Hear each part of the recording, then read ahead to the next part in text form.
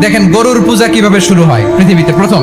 বনি ইসরাইলের এক দুষ্ট লোক ছিল, নাম সামিরি। সে সবাইরে বলল তোমাদের স্বর্ণগুলো ফালাও। স্বর্ণগুলো ফেললো, বনি ইসরাইলের স্বর্ণগুলোকে গলিয়ে গরুর বাচ্চা বানালো, গোবৎস। জিব্রাইল আলাইহিস সালাম যে জমিনে এসেছিলেন, ওই ফেরেশতার পায়ের নিচের একটু মাটি সে বুদ্ধি করে প্যাকেটে রেখে দিছিল। স্বর্ণ দিয়ে বানানো গোবৎস গরুর বাচ্চার গায়ে যখন সেই মাটি ছুঁড়ে দেয়া হলো, এখন বাছুরের ভেতর থেকে ভ্যাঁ ভ্যাঁ আওয়াজ আসতেছে। কি আসতেছে? সবাই তো অবাক। সামিরি বলে, আরে তোমরা যে 70 জন দিয়ে মুসা আলাইহিস সালামরে পাঠাইছো ওইদিকে, এত ঘুরতেছে, আল্লাহরে খুঁজে পায় না, আল্লাহ তো এটার ভিতরে ঢুকছে। নাউজুবিল্লাহ, এটার ভিতরে সেজদা দাও। এই সেজদা দিয়ে গেল। হারুন আলাইহিস সালাম তাদেরকে বুঝালেন, শিরক করো না, আল্লাহরে ভয় করো।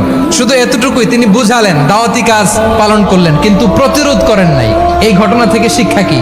শিক্ষা হচ্ছে আপনি শিরকের আড্ডাখানা দেখলেও বৃহৎ স্বার্থে তাওহীদের দাওয়াত দিবেন, প্রয়োজনে আপনি ঐক্য নষ্ট করবেন না। সুবহানাল্লাহ পড়বেন না?